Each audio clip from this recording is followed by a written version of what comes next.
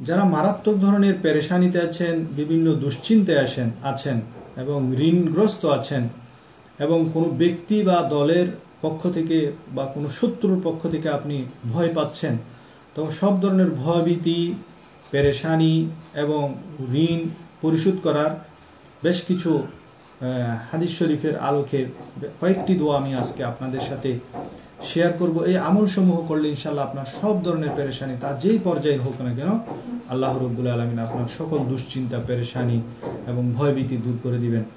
প্রথম যেটি, সেটা আবু দাউদ শরীফের 1555 নম্বর হাদিস মোতাবেক এই দোয়াটি, সেটি হলো যা পাঠ করলে আপনার দুশ্চিন্তা এবং ঋণ আদায় হয়ে যাবে, আল্লাহ রাব্বুল আলামিন আদায় করতে সাহায্য করবেন। দোয়াটি হলো আল্লাহুম্মা ইন্নী আউযু বিকা মিনাল হাম্মি ওয়াল হুজনি ওয়া আউযু বিকা মিনাল আজাজি ওয়াল কাসলি ওয়া আউযু বিকা মিনাল বুখলি ওয়াল জুবনি ওয়া আউযু বিকা মিন গালাবাতিদ দাইনি ওয়া কাহরির রিজাল। আমি আবার পড়ছি, আল্লাহুম্মা ইন্নী আউযু বিকা মিনাল হাম্মি ওয়াল হুজনি ওয়া আউযু বিকা মিনাল আজাজি ওয়াল কাসলি ওয়া আউযু বিকা মিনাল বুখলি ওয়াল জুবনি ওয়া আউযু বিকা মিন গালাবাতিদ দাইনি ওয়া কাহরির রিজাল। এই দোয়ার অর্থ হলো, হে আল্লাহ, আমি তোমার আশ্রয় প্রার্থনা করছি দুশ্চিন্তা এবং পেরেশানি থেকে, তোমার নিকট আশ্রয় চাই অক্ষমতা ও অলসতা থেকে, তোমার নিকট পানা চাই কৃপণতা ও ভীরুতা থেকে, তোমার নিকট পানা চাই কর্জের প্রাধান্যতা ও মানুষের প্রভাব থেকে। এরপর দুশ্চিন্তা দূর করার জন্য আরেকটি দোয়া, যা বুখারী শরীফের হাদিসের মাধ্যমে জানা যায়, এবং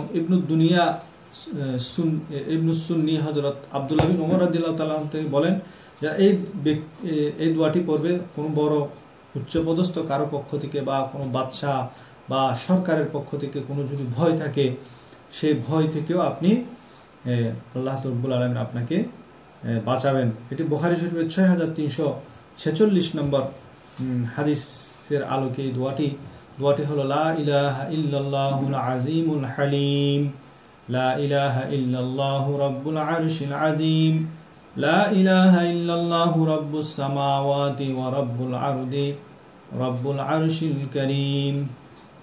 আমি আবার পড়ছি, লা ইলাহা ইল্লাল্লাহুল আযীমুল হালিম, লা ইলাহা ইল্লাল্লাহু রাব্বুল আরশিল আযীম, লা ইলাহা ইল্লাল্লাহু রাব্বুস সামাওয়াতি ওয়া রাব্বুল আরদি রাব্বুল আরশিল কারীম। দোয়াটির অর্থ হলো, আল্লাহ ছাড়া কোনো মাবুদ নেই, বড় ধৈর্যশীল আল্লাহ ছাড়া কোনো মাবুদ নেই, তিনি মহান আরশের মালিক, যিনি আসমান জমিন ও মহান আরশের প্রতিপালক। এরপরে খুব বেশি করে এই দোয়াটি পড়বেন দুশ্চিন্তা, পেরেশানি দূর করার জন্য। তা হলো, হাসবুনাল্লাহু ওয়া নি'মাল ওয়াকিল, হাসবুনাল্লাহু ওয়া নি'মাল ওয়াকিল, হাসবুনাল্লাহু ওয়া নি'মাল ওয়াকিল। অর্থাৎ আল্লাহই আমাদের জন্য যথেষ্ট, তিনি উত্তম কর্মবিধায়ক।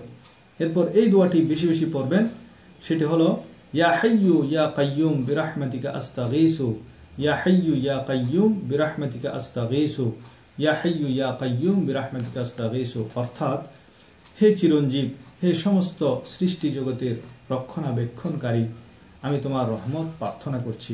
ওলামায়ে কেরাম বলেছেন, মারাত্মক ধরনের পেরেশানিতে পতিত ব্যক্তি 3 দিন সকাল সন্ধ্যা একই বৈঠকে যদি 500 বার করে ইয়া হাইয়্যু ইয়া কাইয়্যুম বিরাহমাতিকা আস্তাগীসু পাঠ করে, তাহলে তার পেরেশানি দূর হয়ে যাবে ইনশাআল্লাহ। এরপরে এই আমলটি করবেন, সেটি হলো প্রত্যেক নামাজের পরে 100 বার পাঠ করবেন, লা হাওলা ওয়ালা কুওয়াতা ইল্লা বিল্লাহিল আলিয়্যিল আযীম।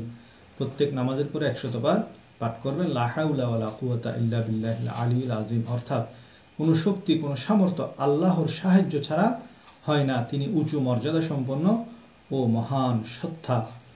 এবং বিশেষ ব্যক্তি বা দলের পক্ষ থেকে কোনো ভয়ভীতি থাকলে, তাহলে দরুদ শরীফ ও ইস্তেগফারের পরে দরুদ শরীফ পড়বেন, এরপর আস্তাগফিরুল্লাহাল্লাযী লা ইলাহা ইল্লা হুয়াল হাইয়্যুল কাইয়্যুম ওয়া আতুবু ইলাইহি পাঠ করে লাগাতার এই দোয়াটি পড়বেন যতক্ষণ সম্ভব।